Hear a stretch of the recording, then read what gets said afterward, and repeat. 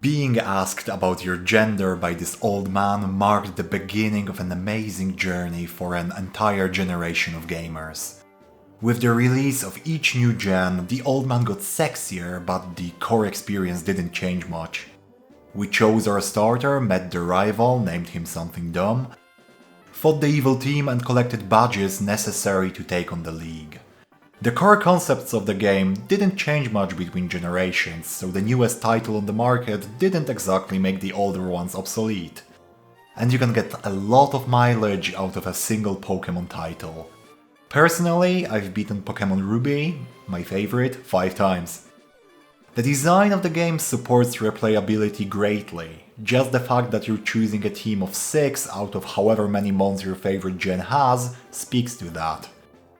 But what really allowed Pokemon replayability to soar was the emergence of challenge runs, immensely increasing both playing and viewing pleasure of titles that most Poke fans know like the back of their hand.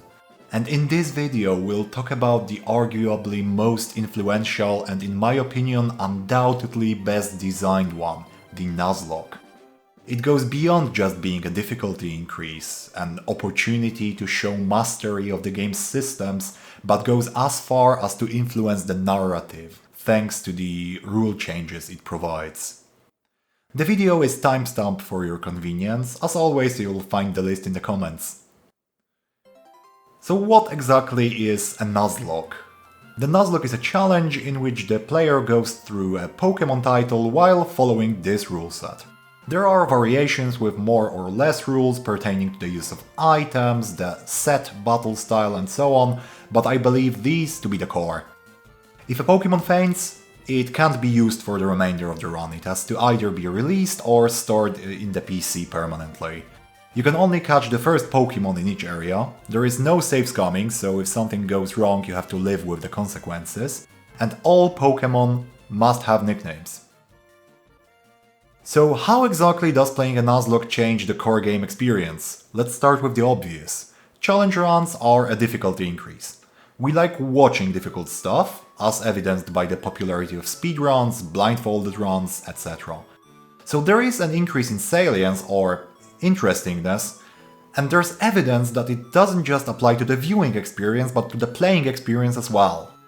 Replaying a game on a higher difficulty just feels good. You get to utilize the knowledge gathered during previous experiences, and we like feeling competent. That's why many games, from Devil May Cry to Diablo, unlock harder difficulty modes upon beating the game. There's also an argument to be made that due to the fanbase having years of experience with the franchise that doesn't change much in terms of core mechanics, the level of preparedness for challenges in store is far higher than the default difficulty of the game. But that's going to vary from player to player, so let's not delve into that too much. But the genius design of the Nuzlocke run goes beyond being a simple difficulty increase. The rule set, especially the parts regarding releasing KO'd Pokemon, go beyond just ambiently increasing difficulty. A change in decision making is also necessary for the player to succeed. The rules essentially create a new failure state. Normally, a Pokemon getting KO'd in a fight is an inconvenience as long as the rest of your team can pull through. But in Nuzlockes, every KO results in a permanent loss of a resource and the emotional backlash over losing a treasured Poke friend. Thus, the tactics utilized by the player have to change more than would be the result of a simple difficulty increase, like say, giving all the trainer Pokemon plus 5 levels. In a Nuzlocke, you can only catch the first wild Pokemon you encounter in each route. This is another factor in the increase of replayability. It prevents you from falling onto old habits. You're still making use of the knowledge from your previous playthroughs, but you have to innovate at least a little bit, instead of just perfecting the strategy you usually use. Also, because you can lose access to your starter due to a single mistake, it's possible that you'll have to restructure your strategy mid-run, ending with a team led by a Beedrill or a Fearow, mons that you wouldn't normally use. This is not exactly an addition to the game, but rather motivation to make full use of all the in-game elements, a nudge to go out of your comfort zone, leave your Arcanines and Alakazams behind, and make a team that you wouldn't normally make.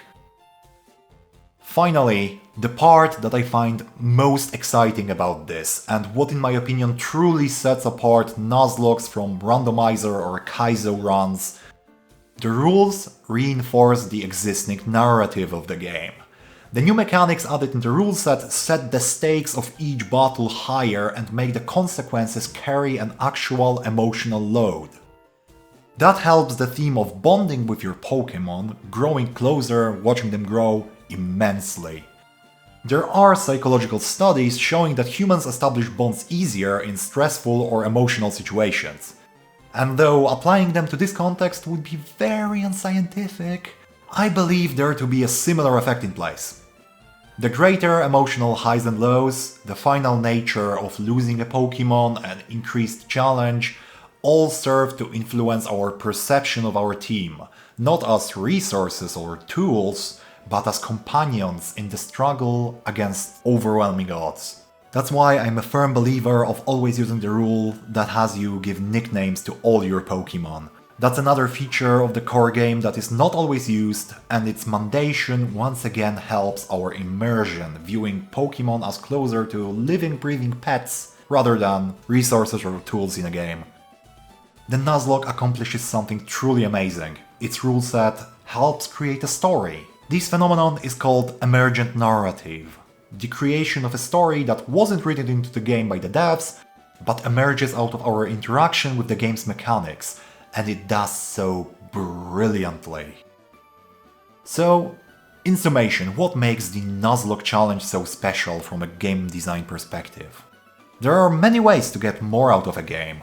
Additional difficulties, mechanical challenges, or speedrunning. But few do what Nuzlocke does. Change the narrative and emotional impact of a game.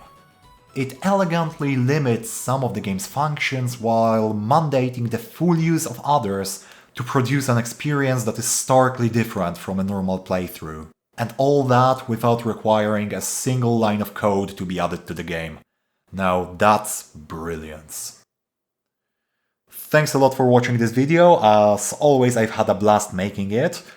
I'd cordially invite you to leave a like or a sub, as that really helps me in growing the channel. Let me know in the comments below what were the most emotional moments of a Nuzlocke run you've attempted. Also, a big thank you to Dingo Lava for graciously allowing me to use the footage from his Alpha Sapphire playthrough, which I didn't end up using. But still, he's a great guy. You should check out his channel, which you can find using the link in the description below. Thanks a lot for watching, and I'll see you in the next one.